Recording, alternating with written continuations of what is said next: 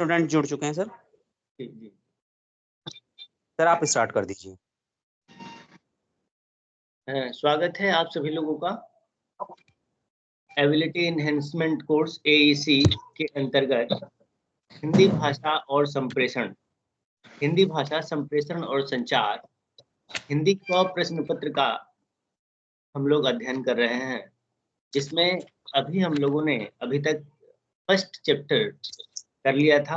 जो लोग नए जुड़े हैं उनके लिए एक छोटी सी जानकारी के रूप में, इससे पहले हम लोगों ने संप्रेषण का सामान्य परिचय कर लिया था।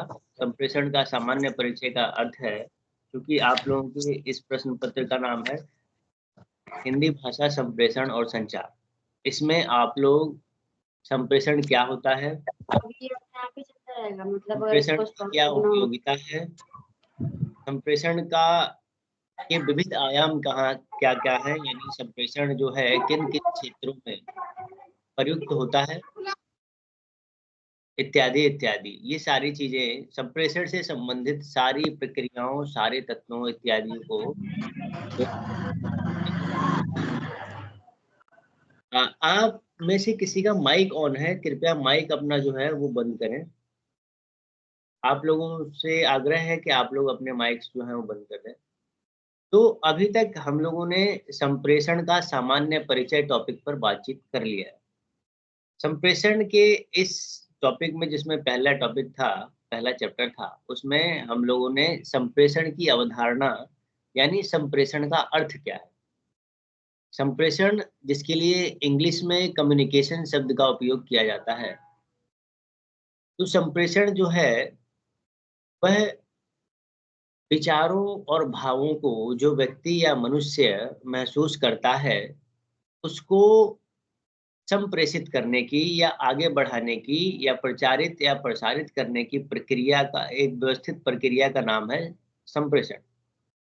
उसके संदर्भ में जो इम्पोर्टेंट क्वेश्चंस हो सकते थे उस पे हम लोगों ने बात की है। अभी बात थोड़ी सी बाकी भी रह गई है, कुछ नोट्स हम लोगों ने बनाए थे और इस पर आज की क्लास में हम लोग चर्चा करेंगे। फिर संप्रेषण और संचार तथा संप्रेषण के विभिन्न आयाम, ये भी बहुत अच्छा टॉपिक है, इस पे बातचीत हो चुकी है, लेकिन इस क्लास में हम लोग रिवाइज करेंगे। तो आज का जो चैप्टर रहेगा वह आप लोगों के एग्जामिनेशन के दृष्टिकोण से बहुत इम्पोर्टेंट चैप्टर है। इसका नाम है संप्रेषण और संचार तथा संप्रेषण के विविध आयाम, यानी संप्रेषण क्या है, संचार क्या है और संप्रेषण और संचार का उपयोग किन किन क्षेत्रों में किया जा सकता है या किया जाता है। विविध आयाम का अर्थ यह है। तो देखिए, स्टार्ट करते हैं हम लोग। सबसे पहले हम देखेंगे संप्रेषण और संचार क्या है। देखिए, संप्रेषण और संचार जो है वो समानार्थी शब्द हैं, मतलब एक दूसरे से के लगभग लगभग समान शब्द हैं। संप्रेषण का अर्थ है, आप लोग लिख लीजिए क्योंकि इसके बाद जो है कुछ इम्पोर्टेंट टॉपिक्स को लिखवाने के बाद एक्सप्लेनेशन भी होगा, तो कुछ पॉइंट्स आप लोग लिख लीजिए जो मैं बोलता हूँ, आप लोग अपने साथ कुछ लेकर बैठे लिखने के लिए। संप्रेषण का अर्थ क्या है, तो देखिए संप्रेषण का अर्थ है किसी बात या विचार को सम्यक रूप से आगे बढ़ाना, यानी कोई भी भाव या तथ्य जो आप महसूस कर रहे हैं उसको किसी सामने या जो श्रोता है, सामने वाला व्यक्ति यानी श्रोता, तो श्रोता को समझाने के लिए अगर आप किसी भाव या विचार को आगे बढ़ाते हैं तो इस प्रक्रिया का नाम है संप्रेषण। संप्रेषण की प्रक्रिया इस बात पर जोर देती है कि वक्ता जो कहना चाहता है वह ठीक ठीक श्रोता तक पहुंच जाए। यह जो है संप्रेषण का एक बेसिक अर्थ है, आधारभूत अर्थ है। अब यहाँ आएंगे, संप्रेषण जो है, संप्रेषण हिंदी में संप्रेषण के लिए संवाद शब्द का प्रयोग होता है और संचार संचार जो शब्द है उसके लिए अंग्रेजी में कम्युनिकेशन शब्द का प्रयोग होता है, जिसका अर्थ है to share, to translate, to exchange, यानी अग्रेसित करना, आगे बढ़ाना इत्यादि इत्यादि। अब देखिए जो संचार शब्द है, क्योंकि इससे पूर्व हम लोगों ने संप्रेषण के संबंध में गहन बातचीत की थी और कुछ परिभाषाएं भी लिखी थी। तो आज संचार के जो संचार है, संचार शब्द का क्या अर्थ है, तो देखिए संचार शब्द जो है,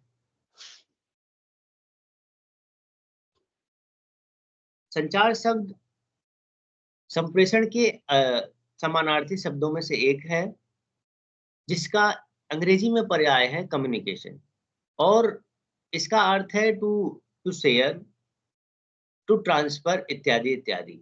यानी जब व्यक्ति किसी विषय वस्तु को महसूस करता है, भावों को महसूस करता है, तो वह जब श्रोता तक उसको पहुंचाता है या पहुंचाने की चेष्टा करता है, तो उस प्रक्रिया को कहते हैं कम्युनिकेशन। अब कम्युनिकेशन जो है, संचार जो है, संचार के आधारभूत तत्व क्या है, इस शब्द को आप लोग देख लेंगे कि कम्युनिकेशन संचार के आधारभूत तत्व, इसको लिखेंगे भी, क्योंकि जब प्रश्न आएगा ना, तो ये जो है वहां पर मेंशन किया जाएगा कि संचार के आधारभूत तत्व क्या हैं।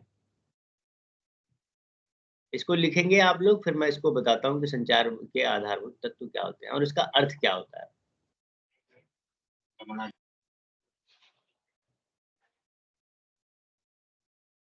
हाँ, आप सभी को नमस्कार। और लिखेंगे आप लोग संचार, संचार के आधारभूत तत्व। अब देखिए संचार के आधारभूत तत्व 3 हैं, यानी जो संचार की पूरी प्रक्रिया है, इसमें एक व्यक्ति जो महसूस करता है, जो जानता है, जो दूसरे को बताना चाहता है, यानी दूसरा व्यक्ति कौन, श्रोता।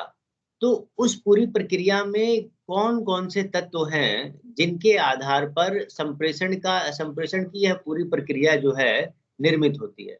तो उसको कहते हैं संप्रेषण के या संचार के आधारभूत तत्व। पहला देखिए, पहला तत्व आप लोग पॉइंट डालकर लिखेंगे। ये क्वेश्चन इंपॉर्टेंट है, आने की पूरी संभावना है। पहला पॉइंट आप लोग लिखेंगे संप्रेषक या स्रोत, यानी संदेश भेजने वाला। पहला पॉइंट है संप्रेषक या स्रोत, जिसका अर्थ है संदेश भेजने वाला, यानी वह व्यक्ति जो संचार की या संप्रेषण की प्रक्रिया को शुरू करने का कार्य करता है, उसको कहते हैं संप्रेषक या स्रोत। यानी वह व्यक्ति जो अपनी भावनाओं को, अपने विचारों को सामने वाले व्यक्ति तक भेजना चाहता है, संप्रेषित करना चाहता है, या उसको बताना या अवगत कराना चाहता है, उस व्यक्ति को कहते हैं स्रोत या संप्रेषक। यह संचार का जो आधारभूत तत्व है, उसका पहला पॉइंट है। अब आप लोग दूसरा पॉइंट देखेंगे। सर एक बार रिपीट कर सर दीजिए। संदेश भेजना लिख सकते हैं ना बस? हाँ, लिख सकते हैं, लिख सकते हैं। सर एक बार रिपीट कर दीजिए। जी, करते हैं। देखिए संचार के 3 आधारभूत तत्व हैं, ठीक है। पहला जो तत्व है, पहला तत्व है संप्रेषक या स्रोत। अब संप्रेषक या स्रोत कौन होता है, उसके आप लोग आगे लिखेंगे संदेश भेजने वाला, यानी इसको इंग्लिश में बोलते हैं सेंडर। यानी वह व्यक्ति जो अपनी भावनाओं को, विचारों को दूसरे व्यक्ति तक प्रेषित करने की इच्छा रखता है या भेजना चाहता है, यानी जो बातचीत शुरू कर, आसान शब्दों में अगर बोला जाए, तो वह व्यक्ति जो बातचीत को शुरू करना चाहता है, उसको बोलते हैं स्रोत या संप्रेषक। ये दो जो वर्ड हैं, थोड़े से कठिन वर्ड हैं, लेकिन आप लोग इसको एग्जामिनेशन में मेंशन करेंगे, क्योंकि कुछ शब्द जो है ना, वो आप लोगों के आंसर को थोड़ा सा सशक्त बनाएगा। तो संप्रेषक या स्रोत, ये जो है, ये दो शब्द हैं। और जो दूसरा, अब हम दूसरे पॉइंट पे बातचीत करेंगे। दूसरा पॉइंट है संदेश। संदेश यानी, तो दूसरा पॉइंट लिखेंगे आप लोग संदेश। संदेश क्या होता है, संप्रेषण में संदेश का क्या महत्व है और संदेश होता क्या है। तो देखिए, अगर इसके महत्व की बात करें, तो संदेश के बिना किसी भी प्रकार का संचार या संप्रेषण नहीं हो सकता, क्योंकि एक आधारभूत, मतलब सर्वाधिक आधारभूत तत्व या जो सबसे ज्यादा जरूरतमंद है किसी संप्रेषण या जरूरी तत्व है संप्रेषण के विकास में, वह है संदेश। तो संदेश वह तत्व है, वह भावना है जिस पर संप्रेषक बातचीत करने का प्रयास करता है। यानी संप्रेषक जिस भावना, विषय वस्तु या तत्व को आगे संप्रेषित करता है या भेजता है या अग्रेषित करता है, उसको कहते हैं संदेश। ठीक है, ये इसका दूसरा पॉइंट है। तीसरा पॉइंट है एक बार तीसरा पॉइंट है संदेश ग्रहण करने वाला, जिसको दो वर्ड आप लोग पहले लिखेंगे। पहला शब्द है ग्राही, ग्राही और लक्ष्य। क्योंकि जब आप लोगों का जो प्रश्न आएगा ना एग्जामिनेशन में, तो वहां पे जिस शब्द का प्रयोग होगा वो आप लोगों को वहां यह नहीं पूछा जाएगा कि संदेश भेजने वाला। वहां एक टेक्निकल वर्ड होगा जिसको बोलते हैं ग्राही या स्रोत, ग्राही या लक्ष्य। अब पहला आप लोग लिख लें ग्राही या लक्ष्य, फिर इसको एक्सप्लेन करेंगे। ग्राही का अर्थ होता है वह व्यक्ति जो संप्रेषक द्वारा भेजे गए तत्वों को, विचारों को या विषय वस्तु को ग्रहण करता है, उसको कहते हैं ग्राही। ठीक है, इसको कहते हैं ग्राही या लक्ष्य। लक्ष्य भी कह सकते हैं। लक्ष्य इसलिए कह सकते हैं कि संप्रेषक जो है या सूचना को भेजने वाला, यानी संप्रेषक, सूचना को भेजने वाला व्यक्ति कहलाता है संप्रेषक। संप्रेषक जिस विषय वस्तु को भेजता है, जिसको भेजता है, और अगर वह उस तक पहुंच जाता है तो वह व्यक्ति जो है लक्ष्य के रूप में आता है। लक्ष्य यानी जिसको सूचना भेजा गया है, तो उसको कहा जाता है लक्ष्य या ग्राही। अब लक्ष्य या ग्राही कौन होता है? लक्ष्य या ग्राही वह व्यक्ति है जो संदेश को ग्रहण करता है और संचार जो कि एक चक्रीय प्रक्रिया है, जिसमें पहले जो है शुरुआत करता है संप्रेषक। संप्रेषक सूचना को, विषय वस्तु को भेजता है और उसको जो है ग्राही या लक्ष्य डिकोड करता है, समझता है, और फिर उसको जो है फीडबैक देता है। फीडबैक का अर्थ है, फीडबैक जो एक शब्द लिखिए आप लोग, फीडबैक। और फीडबैक के दो शब्द हैं, जो फीडबैक के लिए दो अर्थ हैं। एक होता है प्रतिपुष्टि या प्रतिक्रिया। यानी संप्रेषक द्वारा भेजे गए तत्वों को समझने के पश्चात स्रोत या लक्ष्य या ग्राही जो प्रतिक्रिया देता है, उसको कहते हैं प्रतिपुष्टि। यानी उसका सर फीडबैक का क्या था? हाँ, फीडबैक को कहते हैं प्रतिपुष्टि या प्रतिक्रिया। यानी जैसे अभी हम लोग जो बातचीत कर रहे हैं, मैंने ये तीसरा पॉइंट जो एक्सप्लेन किया कि फीडबैक शब्द का ये अर्थ होता है आप लोगों तक ये मेरा जो है, मेरी वाणी जो पहुंची या एक प्रकार से ये भाव या विचार पहुंचा और आप लोग समझ नहीं पाए या समझ ही गए, तो उसके लिए आप लोगों ने, जैसे अभी शुभम ने पूछा था कि सर फीडबैक का क्या अर्थ है, तो इसका ये जो आपने पूछा है ना कि सर ये फीडबैक का क्या अर्थ है, तो इसी को कहते हैं प्रतिपुष्टि या फीडबैक या प्रतिक्रिया। यानी संप्रेषक द्वारा भेजे गए तत्वों को समझने, विचारों को समझने के पश्चात आप जो भी प्रतिक्रिया देते हैं उसको कहा जाता है फीडबैक। ठीक है, तो ये संचार के तीन आधारभूत तत्व हैं और इन तीन आधारभूत तत्वों में संप्रेषक, स्रोत, संदेश और लक्ष्य या ग्राही, ये तीन पॉइंट इंपॉर्टेंट है। फीडबैक को भी आप लोग इंक्लूड कर सकते हैं चौथे पॉइंट के रूप में। लेकिन इस पूरी बातचीत में जो सबसे इंपॉर्टेंट चीज है ध्यान देने लायक, वह आप लोग इसकी हेडिंग है, क्योंकि हेडिंग से संबंधित क्वेश्चन आएगा। अभी तक हम लोगों ने देखा संप्रेषण और संचार, उसका अर्थ, और पिछली कक्षाओं में जो भी इससे संबंधित किया था, आशा है आप लोगों ने नोट्स के रूप में फॉर्म किया होगा। अगर आप समझ भी गए होंगे तो आप लोग आसानी से उस विषय पर मटेरियल प्राप्त कर सकते हैं।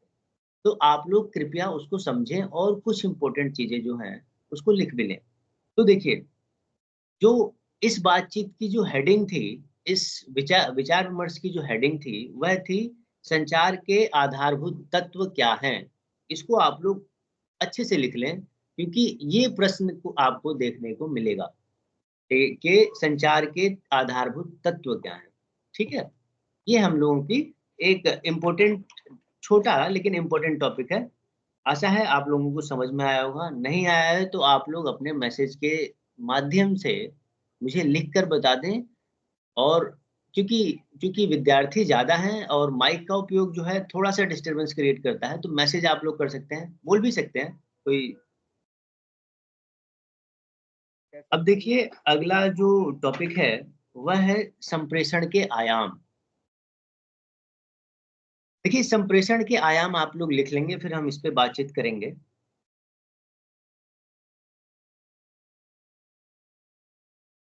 संप्रेषण के आयाम यानी संप्रेषण यानी कम्युनिकेशन।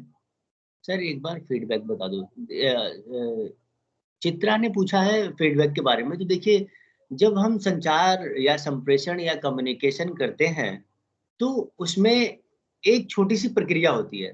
एक प्रक्रिया होती है जिसमें कई तत्व होते हैं। उन तत्वों में सबसे पहले संप्रेषक होता है, फिर संदेश होता है, फिर लक्ष्य या ग्राही होता है। लक्ष्य या ग्राही विषय वस्तु को समझने के बाद जो प्रतिक्रिया देता है या प्रतिपुष्टि देता है।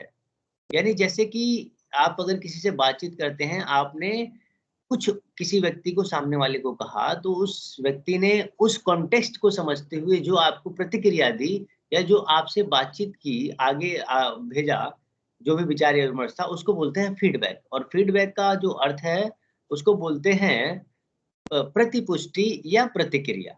ठीक है? ये छोटा-सा जो है।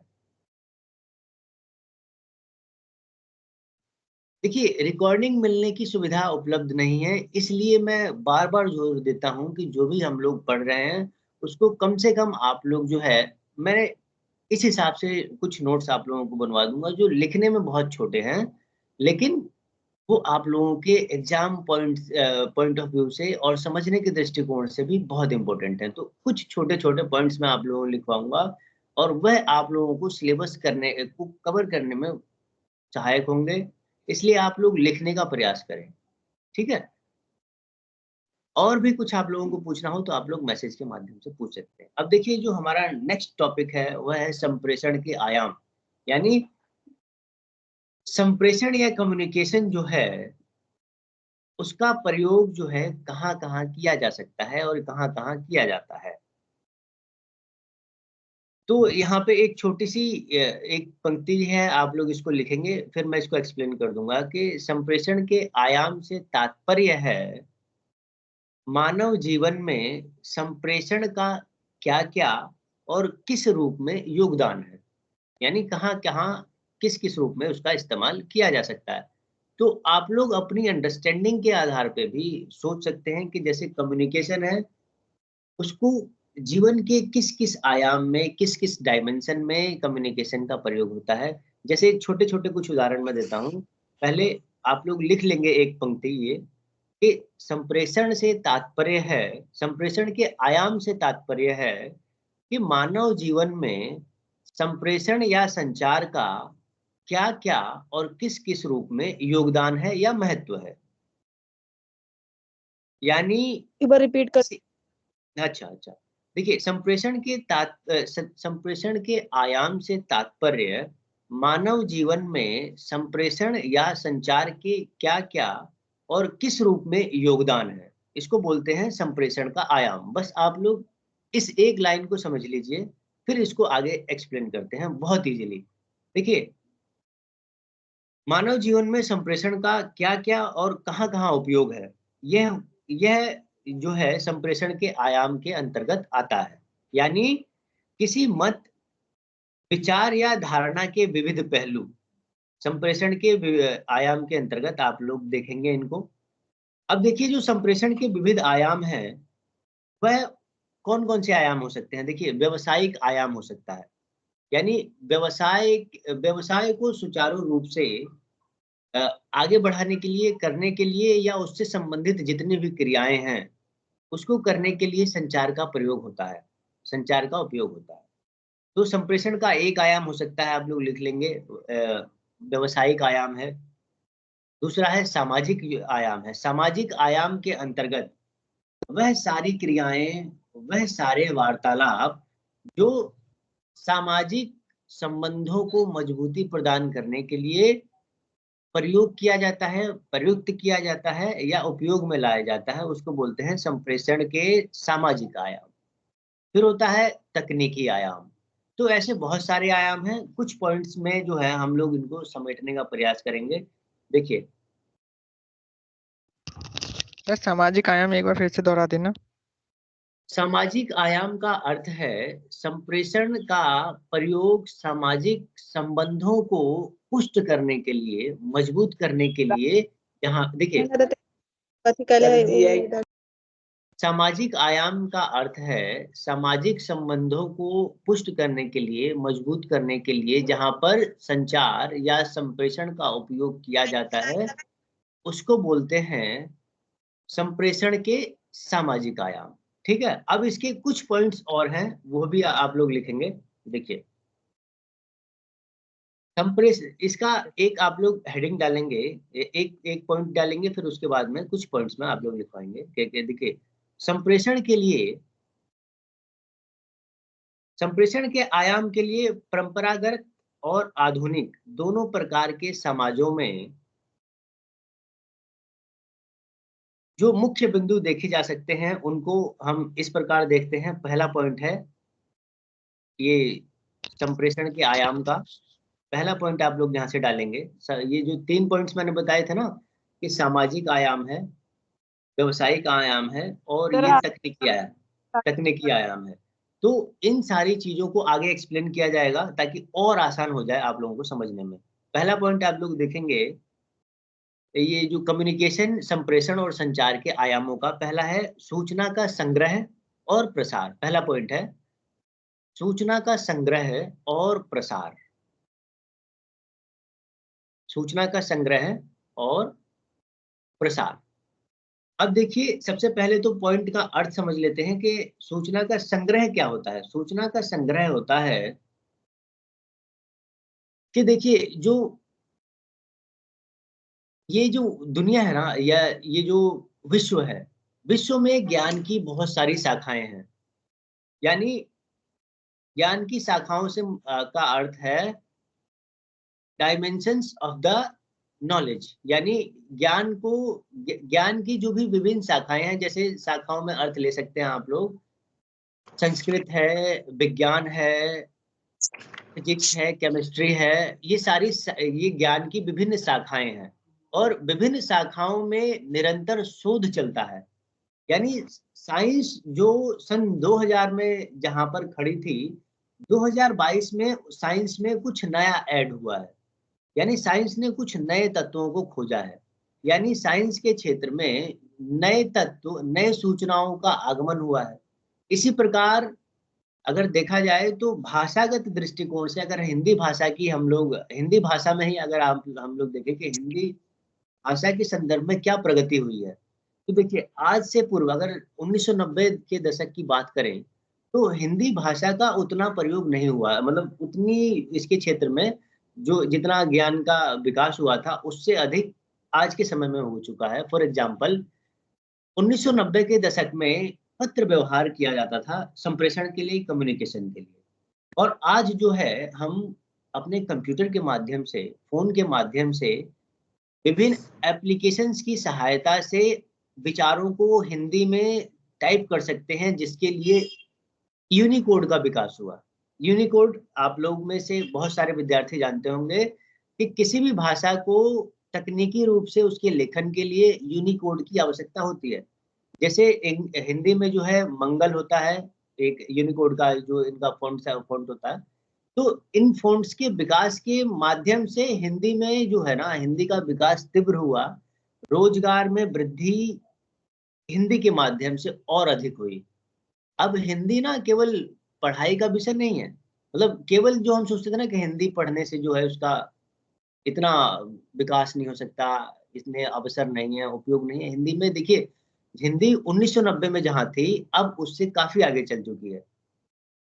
अगर 2-4 एग्जांपल्स आपको देना चाहें तो आप लोग देखिए कि अभी जितने भी वेब सीरीज आ रही हैं, जितनी भी मूवीज आ रही हैं, उसमें हिंदी का कितना प्रयोग है। मतलब हिंदी बेशक जो एक्टर्स हैं वो इंग्लिश का प्रयोग करते हैं। और भाषा, देखिए भाषा में कोई विविधता नहीं है, हिंदी और इंग्लिश या जितनी भी भाषाएं हैं सबका प्रयोग महत्वपूर्ण है। लेकिन अगर व्यवसायिक दृष्टिकोण से देखें तो इस पे हम चर्चा कर सकते हैं कि हिंदी अभी कहाँ खड़ी है। तो हिंदी जो है, जितने भी ओटीटी प्लेटफॉर्म पे जो भी सामग्री विषय वस्तु आप लोग देख रहे हैं, उसके लिए हिंदी में पटकथा लेखन, यानी उसकी जो भी कहानी की स्टोरी है उसको हिंदी में लिखा जा रहा है। ठीक है, तो इस लेखन के माध्यम से पहले हिंदी का इतना जो विकास था, कहानियां थी, और कंटेंट राइटिंग देखिए, विज्ञापनों में हिंदी का प्रयोग देखिए, साइंस एंड स्पेस में भी धीरे धीरे हिंदी का जहां जहां संभव है, दवाओं में, मेडिसिन में, अलग अलग क्षेत्रों में हिंदी की पहुंच बढ़ रही है, शिक्षण क्षेत्र में बढ़ रही है। आजकल तो जो इंजीनियरिंग के जो विषय वस्तु हैं उसको भी हिंदी में परिवर्तित करने का प्रयास किया जा रहा है। तो हम लोग कर रहे थे सूचनाओं का संग्रह। अब इतनी सारी चीजें मैंने बताई, इसको बताने का आशय और मतलब यही है कि ज्ञान के जितने भी क्षेत्र हैं, उन ज्ञान के क्षेत्र में जितनी भी नई चीजें खोजी गई हैं, चाहे वो साइंस हो, साहित्य हो, खेल हो, समाचार हो, या और अन्य चीजें हों, तो निरंतर जो है जितनी भी आयाम है नॉलेज के, ज्ञान के, उनमें कुछ ना कुछ चीजें ऐड हो रही हैं। उन उन सारी चीजों को संग्रह करने का, संग्रह यानी इकट्ठा, कलेक्ट। संग्रह का जो अंग्रेजी में अर्थ है वह होता है कलेक्ट, यानी कलेक्शन। अब देखिए भाषा का सबसे इम्पोर्टेंट रोल जो है वह है कि भाषा के माध्यम से हम लोग जो भी सीखते हैं उसको संग्रह कर सकते हैं। यानी सोचिए, अगर भाषा ना हो तो मानव सभ्यता का विकास ही ना हो। क्योंकि आज जो हम लोग सीख रहे हैं वह आज ही, मतलब हम लोग सीख लें लेकिन उसको संग्रह करने का, आगे बढ़ाने का कोई माध्यम ना हो, तो सोचिए संस्कृति का विकास कैसे होगा। इसलिए सूचनाओं का संग्रह भाषा के माध्यम से किया जा सकता है, और संग्रह के साथ साथ उसका प्रसार भी किया जा सकता है। तो यह पहला पॉइंट था, सूचनाओं का संग्रह और प्रसार, जिसको भाषा या संप्रेषण के आयाम के अंतर्गत यह पहला पॉइंट था। आशा है आप लोग आसानी से समझ गए होंगे। कोई भी प्रॉब्लम हो तो तो आप दोबारा लोग बताइए। कोई रिप्लाई बोलिए। वाली लाइन दोबारा रिपीट कर दीजिए। देखिए, अभी हम लोग भाषा के विविध आयाम या संप्रेषण के विविध आयाम पे चर्चा कर रहे हैं। पहला पॉइंट है सूचनाओं का संग्रह, जिसमें हम लोगों ने कुछ एग्जाम्पल्स लिए, लेकिन शॉर्ट में अगर देखा जाए तो सूचनाओं का संग्रह और प्रसार का अर्थ यही है कि ज्ञान की शाखाओं में, ज्ञान की विभिन्न शाखाएं हैं, जैसे विज्ञान है, साहित्य है, खेल है, समाचार है, तथा अन्य अन्य जितनी भी शाखाएं हैं उसमें निरंतर नई खोजें होती हैं। उन नई खोजों को संग्रहित करने का काम जो है भाषा के माध्यम से ही किया जा सकता है, संप्रेषण के माध्यम से किया जा सकता है, संग्रह भी कर सकते हैं और उसका प्रसार भी कर सकते हैं, यानी उसको कलेक्ट कर सकते हैं और उसका प्रसार कर सकते हैं। तो यह पहला पॉइंट था, सूचनाओं का संग्रह और उसका सर प्रसार। सर आपने ये जो अभी पॉइंट लिखवाया इसकी हेडिंग जो थी वो एक बार रिपीट कर दीजिए। जी, पहला पॉइंट है सूचनाओं का संग्रह और प्रसार। सूचनाओं का संग्रह और प्रसार, यह इसका पहला पॉइंट है। सर पॉइंट नहीं सर, पॉइंट की हेडिंग हेडिंग। अच्छा, देखिए ये जो पॉइंट की हेडिंग है इसमें हम लोग कर रहे हैं संप्रेषण के विविध आयाम, यानी संप्रेषण, कम्युनिकेशन का उपयोग कहाँ कहाँ पर किया जा सकता है या किन किन क्षेत्रों में किया जाता है।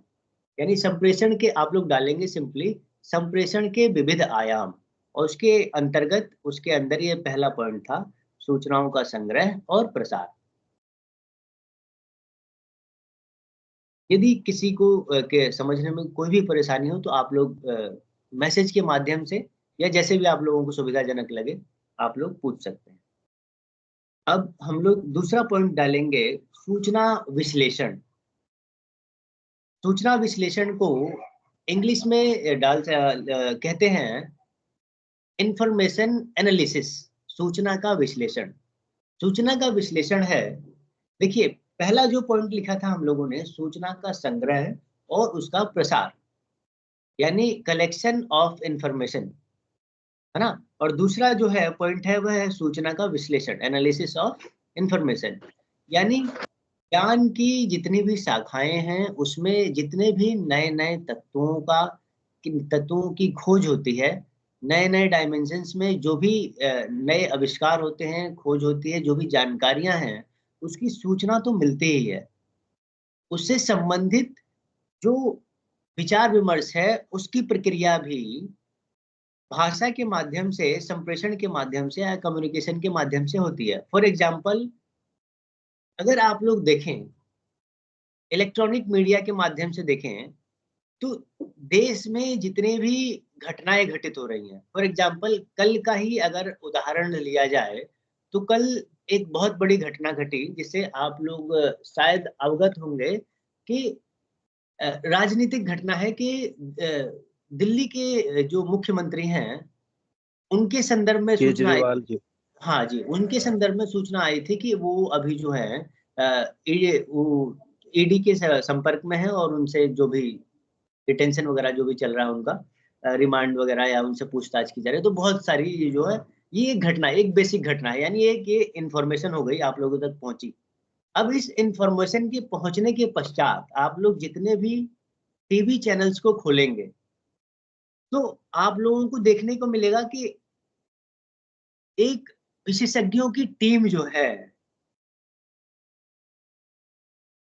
वो जितने भी विशेषज्ञ हैं वो इस विषय पर कि ये जो गिरफ्तारी है वह सही है या गलत है, या इसकी क्या अर्थ है। 5-6 लोगों का जो पैनल होता है उसमें लोग अपनी अलग अलग राय देते हैं। तो ये जो पैनल बैठता है और ये पैनल जो है किसी विषय पर और किसी टॉपिक पर जो अपनी राय देता है, तो इस राय देने की प्रक्रिया को क्या कहते हैं? इसी को कहते हैं सूचना विश्लेषण, है ना, एनालिसिस ऑफ इंफॉर्मेशन।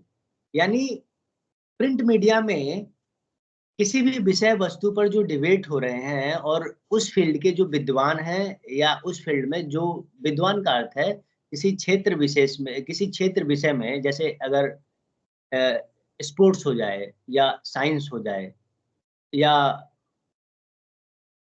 और सारी चीजें हैं, जैसे साहित्य है, लिटरेचर ही है, तो इन क्षेत्र से संबंधित वह व्यक्ति जिन्होंने अपने जीवन का अधिकतम भाग जो है इस क्षेत्र पर रिसर्च करने में लगाया है, तो उसको हम बोलते हैं विद्वान, उस क्षेत्र का विद्वान। जैसे साहित्य के अलग विद्वान हैं जिन्होंने साहित्य के संबंध में खोज की है, साइंस के अलग विद्वान हैं जिन्होंने साइंस के संदर्भ में खोज की है। तो इसी प्रकार राजनीति के संदर्भ में जो निरंतर खोजबीन करते हैं, उसका एनालिसिस करते हैं, वह व्यक्ति इस संबंध में, जैसे जो इन्फॉर्मेशन आई थी गिरफ्तारी वाली, तो उस पर, उस सूचना के जो विविध आयाम हैं, माने जितने भी डायमेंशन उस सूचना के हो सकते हैं, उन सब पर वो लोग चर्चा करेंगे। तो इसी को कहा जाएगा सूचना विश्लेषण। पॉइंट आप लोग लिख लेंगे।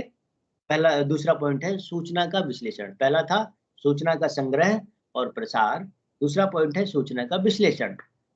अब देखिए, हम लोगों ने प्रिंट मीडिया की बात कर ली थी कि प्रिंट मीडिया में किसी भी घटना पर चर्चा करते हैं, उसका विश्लेषण करते हैं एक टीम के माध्यम से या न्यूज एंकर के जो भी आप दोहराएंगे?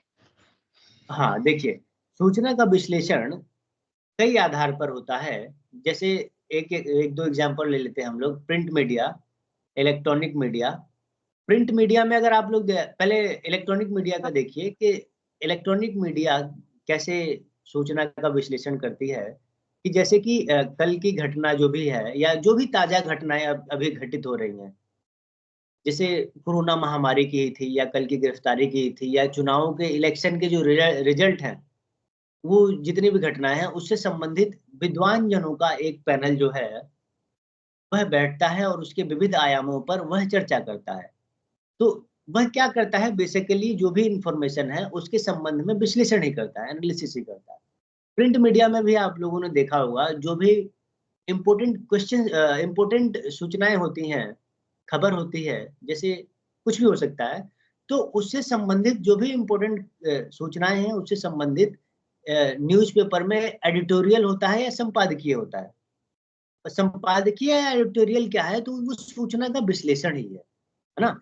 उसमें भी जो है सूचना को गहराई से देखा जा रहा है कि जो भी इम्पोर्टेंट न्यूज है उसके समाज पर क्या प्रभाव पड़ेंगे, या उस इंफॉर्मेशन का समाज के संदर्भ में किन किन डायमेंशंस पर उसका प्रभाव पड़ेगा। तो यही जो है यह सूचना का विश्लेषण है, और इसी को जो है एनालिसिस ऑफ इंफॉर्मेशन कहा जाता है। अब तीसरा पॉइंट डालेंगे, तीसरा पॉइंट है इसका, आप लोग लिखेंगे सामाजिक ज्ञान और मानव मूल्यों का प्रेषण। तीसरा पॉइंट है सामाजिक ज्ञान एवं मानव मूल्यों का प्रेषण। प्रेषण यानी प्रसार। पहला पॉइंट, तीसरा पॉइंट है इसका सामाजिक ज्ञान एवं मानव मूल्यों का प्रेषण। अब इसका क्या अर्थ है, आप लोगों ने आशा है लिख लिया होगा। सामाजिक ज्ञान एवं मानव मूल्यों का प्रेषण। सामाजिक ज्ञान क्या है? देखिए, सामाजिक ज्ञान से आशय विश्व की जितनी भी समस्याएं हैं, जितने भी समाज हैं, उनकी कुछ मान्यताएं हैं। उन मान्यताओं के आधार पर पूरा का पूरा समाज जो है निर्देशित होता है। निर्देशित यानी उससे जो है निर्देश यानी निर्देशित जो है वह निर्देश शब्द से आया हुआ है। उससे जो है एक विशेष दिशा में वह गमन करता है विशेष रूप से। इसी प्रकार मानव मूल्य जो होते हैं, मानव मूल्य यानी देखिए समाज जो है इस बुनियाद पर खड़ा होता है कि एक विशेष नियम होता है, एक मूल्य होते हैं जो समाज को बनाए रखने में कायम होते हैं। जैसे फॉर एग्जांपल्स अगर हम रिलेशनशिप को लें,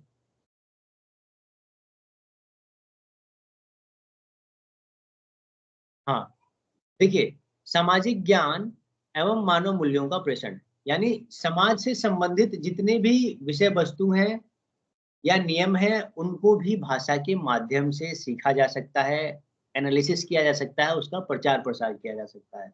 यह इसका पॉइंट है। मानव मूल्य क्या होते हैं? मानव मूल्य का अर्थ है, आशय है कि कुछ ऐसे तत्व जो कि मानवता को विकसित करने में या उसके विकास में सहायक हैं, और जिससे समाज जो है सुदृढ़ होता है, मजबूत होता है। तो उसको कहते हैं मानव मूल्यों का प्रचार एवं प्रसार। यानी भाषा के संप्रेषण के, कम्युनिकेशन के माध्यम से सामाजिक ज्ञान होता है, मानव मूल्यों के संबंध में जानकारी मिलती है, और सामाजिक दृष्टिकोण से समाज को सशक्त करने का यह एक माध्यम भी है। तो ये इसका तीसरा पॉइंट है। सर एक बार रिपीट कर देना, कुछ ऐसे तत्व जो। हाँ देखिए, सामाजिक ज्ञान एवं मानव मूल्यों का प्रेषण यानी सामाजिक ज्ञान और मानव मूल्यों को आगे बढ़ाने में भाषा और कम्युनिकेशन या संप्रेषण जो है सहायक है। यानी ऐसे तत्व जो समाज को मानवता के आधार पर और सामाजिक स्ट्रक्चर यानी सामाजिक संरचना को मजबूती प्रदान करते हैं, वह जो है सामाजिक ज्ञान या मानव मूल्यों के संदर्भ में देखे जाते हैं। आप लोग इसको समझ लीजिए। आप लोगों को अगर आप लोग समझ लेंगे तो आप लोग अपनी अंडरस्टैंडिंग के आधार पर भी लिख लेंगे, लेकिन पॉइंट आप लोग जरूर लिखिए। पॉइंट अच्छे से लिख लीजिए, बाकी आप लोग इसको अपने शब्दों में भी लिख सकते हैं। जो भी डिफिकल्ट चीज होगा वो मैं आप लोगों को एक्सप्लेन करूंगा। तो ये सबसे ज्यादा इम्पोर्टेंट यही है। सर आई को फिर से कहिए, मानव मूल्यों पर आधारित है। देखिए, सबसे पहले आप लोग इसको देखेंगे सामाजिक ज्ञान और मानव मूल्य, यानी भाषा या संप्रेषण के माध्यम से सामाजिक ज्ञान और मानव मूल्य के संदर्भ में और के संबंध में ज्ञान प्राप्त कर सकते हैं और उसको प्रसारित कर सकते हैं। तो यानी संप्रेषण और ये संचार जो है एक माध्यम है किसका? सामाजिक ज्ञान और मानव मूल्यों को सीखने का। ये आसान शब्दों में आप लोग देख सकते हैं, ठीक है। अब चौथा पॉइंट है, बहुत इजी पॉइंट है। चौथा पॉइंट है मनोरंजन और संप्रेषण। पॉइंट डालेंगे आप लोग मनोरंजन और संप्रेषण, यानी जो संचार और संप्रेषण के विविध आयाम के अंतर्गत चौथा पॉइंट है मनोरंजन एवं संप्रेषण। मनोरंजन का अर्थ है मनोरंजन कई रूप में है, जैसे संगीत के माध्यम सर से ये हो सकते हैं। संप्रेषण के आयाम में ही आया हुआ है चारों पॉइंट। हाँ, ये संप्रेषण के आयाम के अंतर्गत ही है चारों पॉइंट, है ना। Okay sir. इसमें कुछ पॉइंट्स और हैं, इस सबको देखेंगे। हम लोग अभी संप्रेषण के आयाम पर ही बात कर रहे हैं, ठीक है। उसके चौथा पॉइंट हम लोग हैं, लिख रहे हैं मनोरंजन और संप्रेषण। लिखेंगे आप लोग मनोरंजन और संप्रेषण। ये जो है हम आयाम पे बात कर रहे हैं। अब हम मनोरंजन क्या है और किस प्रकार इसमें जो है कम्युनिकेशन और संप्रेषण उपयोगी है वह देखेंगे। देखिए, मनोरंजन जो है कई रूप में हो सकता है। संगीत के रूप में हो सकता है, कॉमेडी के रूप में हो सकता है, या वेब सीरीज की जो भी विषय वस्तु है उससे संदर्भित हो सकता है, या सिनेमा के माध्यम से हो सकता है। अब देखिए, संगीत में जो है लिरिक्स की आवश्यकता होती है, और जो वेब सीरीज है उसमें भी जो है स्टोरी राइटिंग की आवश्यकता होती है, चाहे वह किसी भी भाषा में हो। सिनेमा जो है उसमें भी स्टोरी राइटिंग की आवश्यकता होती है। तो देखिए, ये भाषा में जो जो मनोरंजन है ना, तो मनोरंजन के अंतर्गत भी भाषा या संचार या संप्रेषण का कितना महत्व है। यानी मनोरंजन के लिए भी संप्रेषण और संचार की आवश्यकता है, जो कि संप्रेषण के आयाम के अंतर्गत देखी जा सकती है। और मनोरंजन के साथ संप्रेषण संप्रेषण का अर्थ है कम्युनिकेशन। यानी आप लोग जब किसी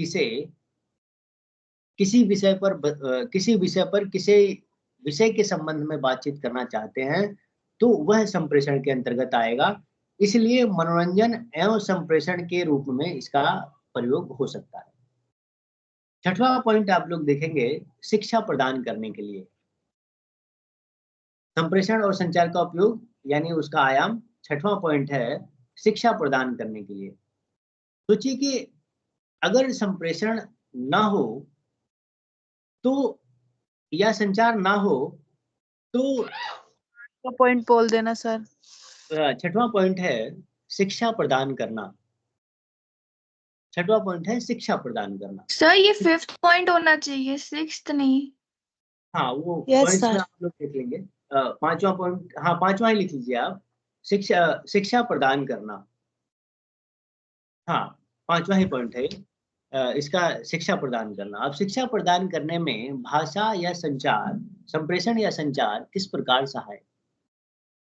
देखिए, एक व्यक्ति जो भी महसूस करता है या अपने एनवायरनमेंट से या आसपास के वातावरण से जो भी सीखता है, क्योंकि देखिए सीखने की जो प्रक्रिया है वह व्यवस्थित करके एजुकेशन के रूप में हमारे सामने आती है। लेकिन जब कुछ नया सीखा जाता है तो नया सीखने के लिए क्या है, उसका कोई स्ट्रक्चर नहीं है।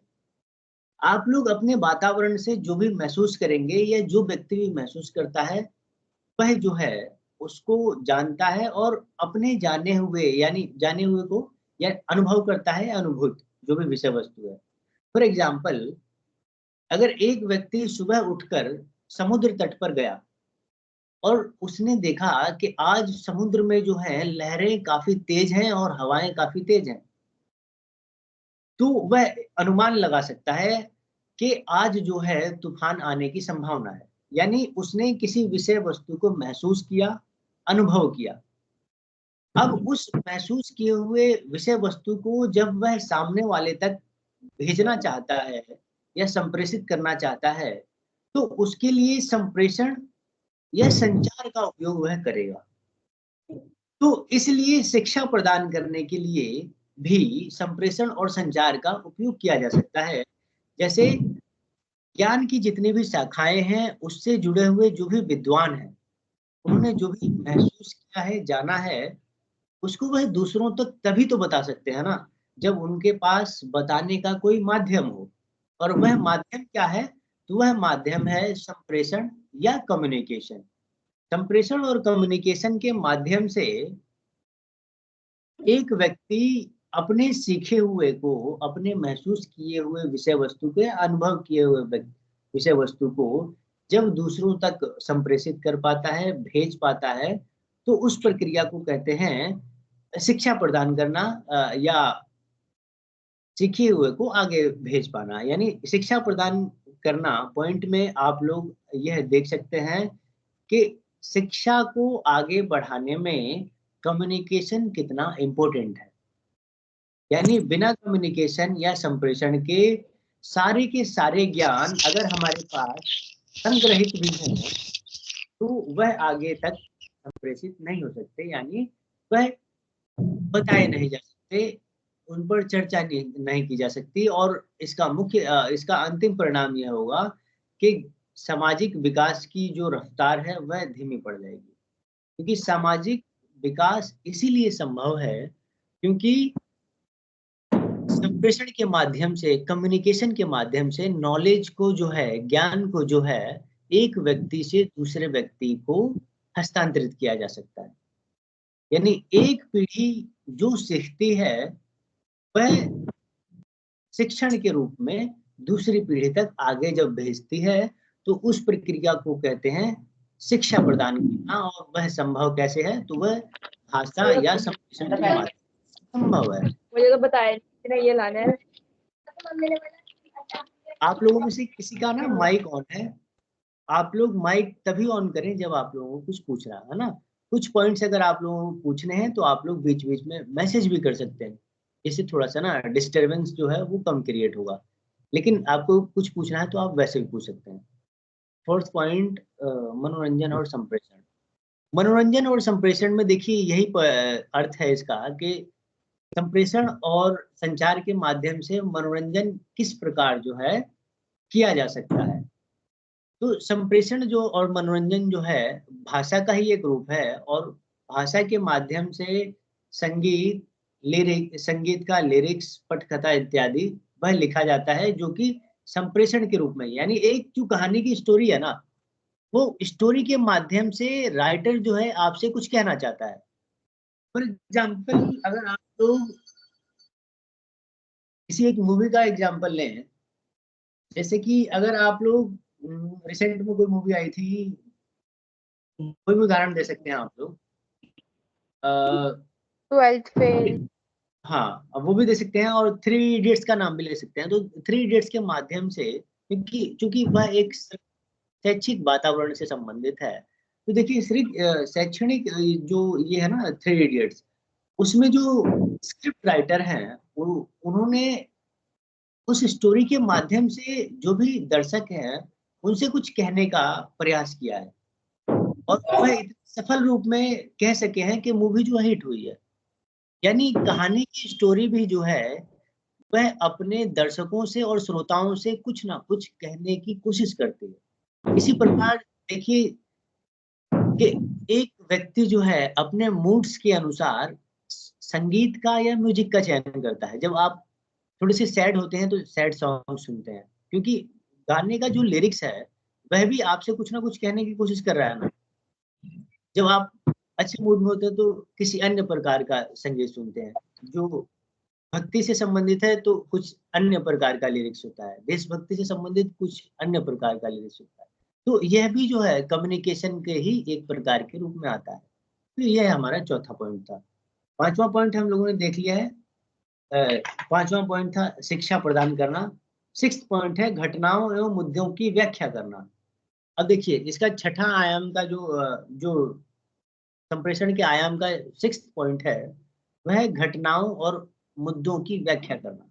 जैसे कि अभी हमने पीछे एग्जाम्पल लिया था कि अभी कल जो मुख्य घटना घटी उसमें जो है दिल्ली के मुख्यमंत्री की गिरफ्तारी थी। अब ये जो घटना घटी है, अब इस घटना पर जितने भी बातचीत होगी, उससे संबंधित जितनी भी व्याख्याएं होंगी,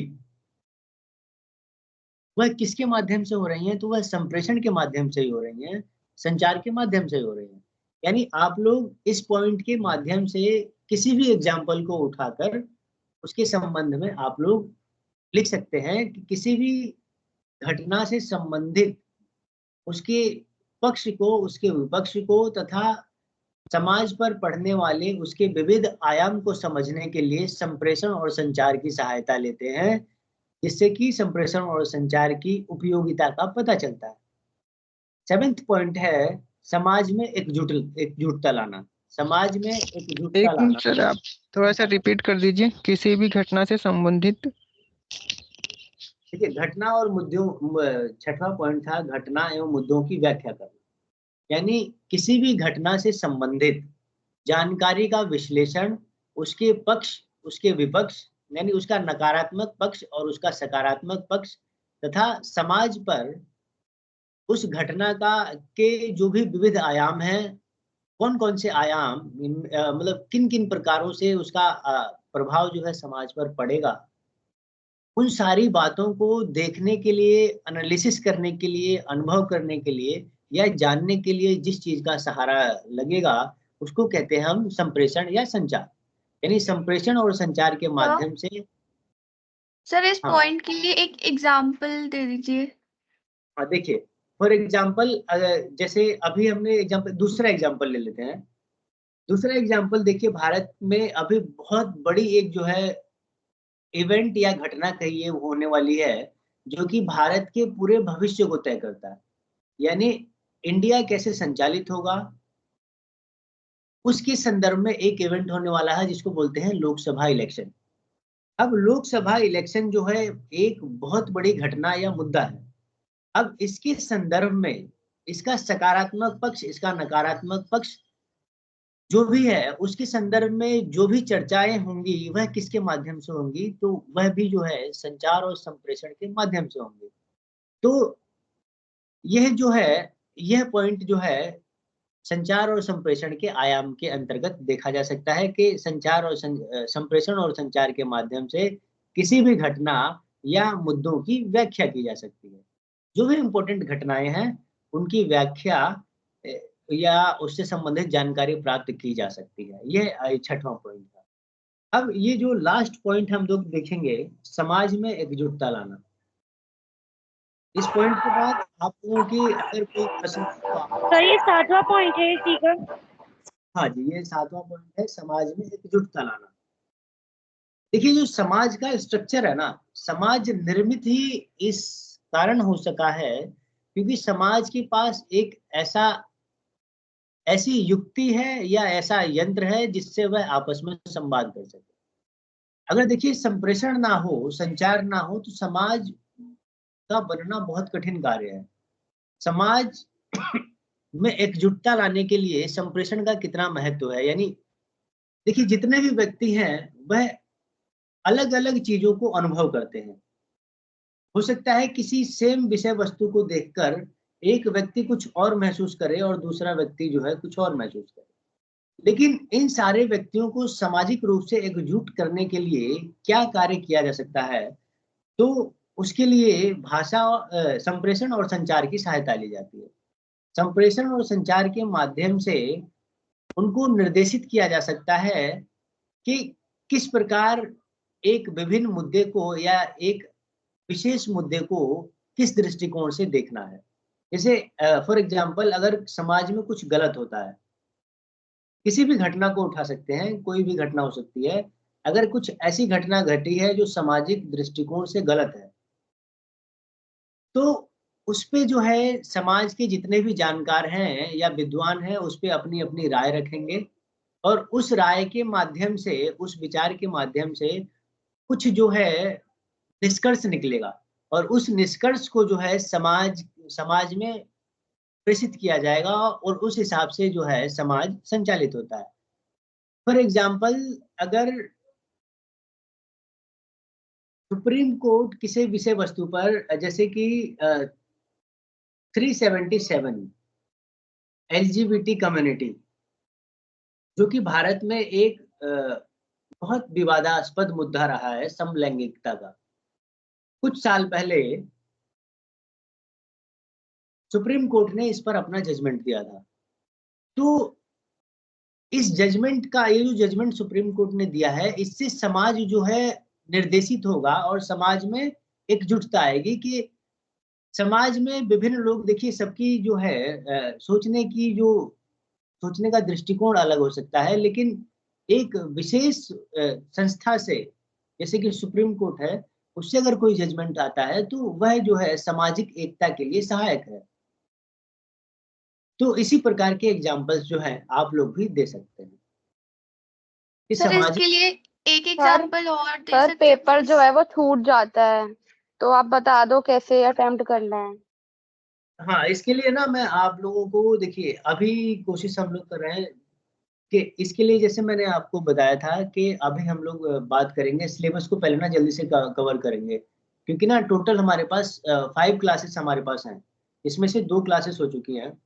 अब हम इसको जितनी जल्दी हम अपने सिलेबस को कवर कर लेंगे, तो मैं कुछ एक क्लास में कोशिश करूंगा आप लोगों को बताने के लिए कि आप लोग कैसे अपने एग्जाम्स को लिखें, लिखने का तरीका क्या है, क्या-क्या गलतियां हैं जो आप लोग कर देते हैं, या क्या-क्या गलतियां हैं जो आप लोगों को नहीं करनी है, या लॉन्ग आंसर्स को कैसे आप लोगों को लिखना है, या किन-किन तरीकों से आप लोग लिख सकते हैं। सारी चीजें ना मैं आप लोगों को बीच-बीच में बताता रहूंगा। आज तो हम लोग इस पे देख लेते हैं कि सामाजिक एकजुटता में ये हम लोगों ने एक एग्जाम्पल लिया। एक एग्जाम्पल के लिए और बोला था, तो मैं बता देता हूँ कि जैसे अभी भारत में जो है ना समान नागरिक संहिता, इस पर ये मुद्दा ना काफी चर्चा में है।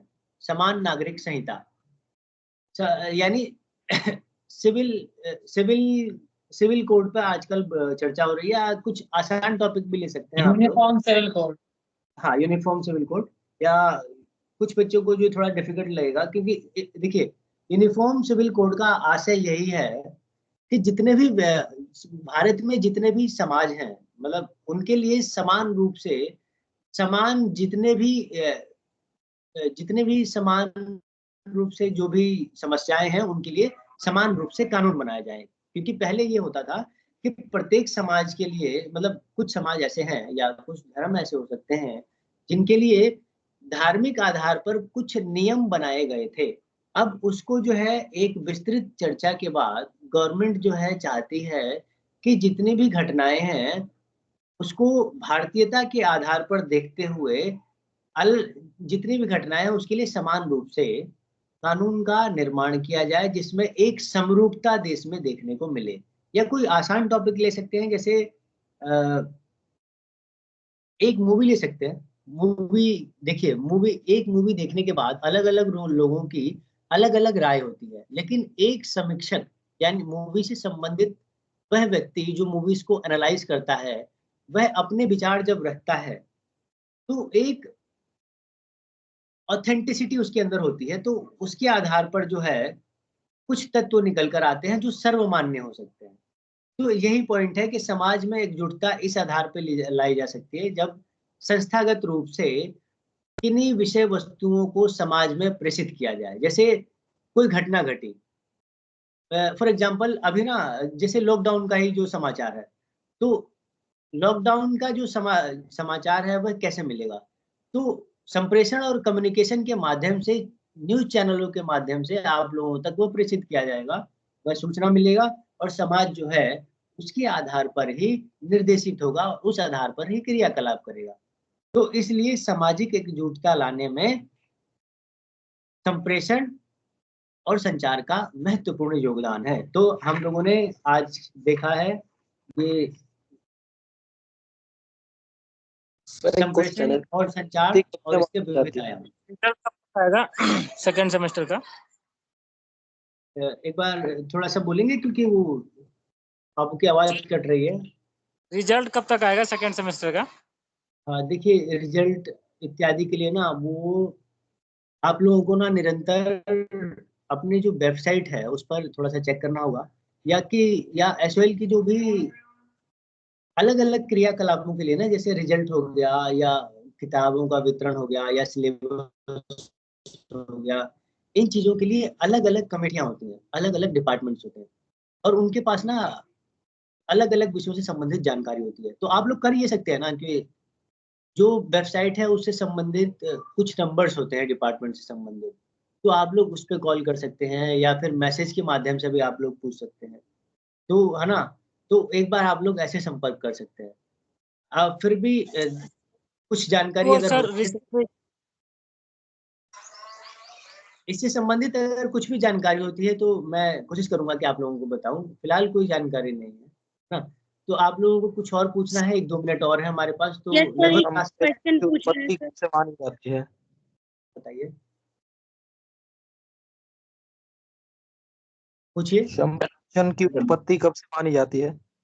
संप्रेषण की उत्पत्ति, देखिए संप्रेषण की उत्पत्ति जो है, ये आप लोग थोड़ा सा ना सोचिए।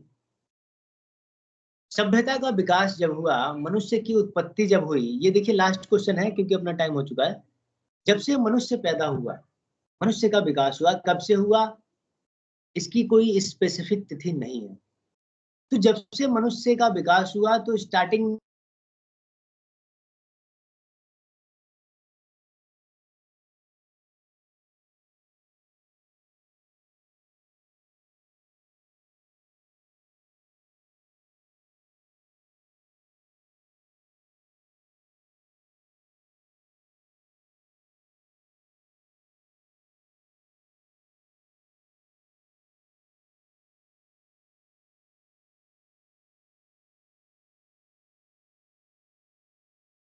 Hello hello sir.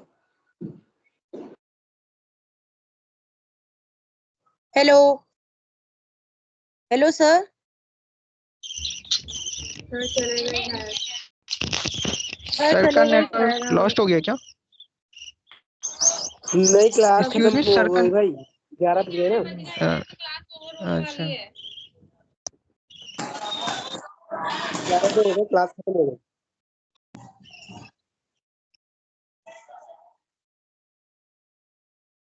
चले गए सर शायद। क्लास ओवर हो गया।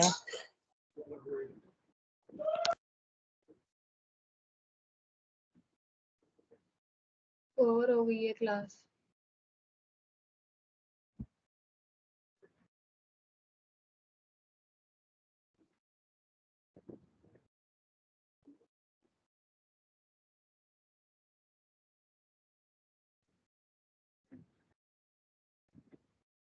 लीव करते क्या क्लास?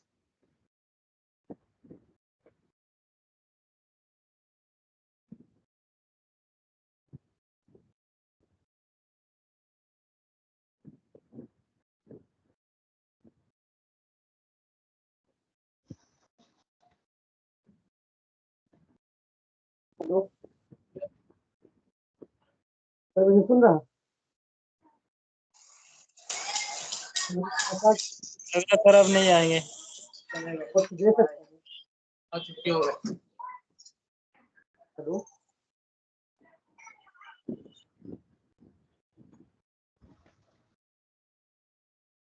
कोई मुझे क्या नोट्स दे सकता है आज की? इसलिए मेरी क्लास आज की मिस हो गई, तो मैंने मैसेज में अपना कॉन्टैक्ट नंबर दे दिया व्हाट्सएप का, सेंड कर देना प्लीज यार।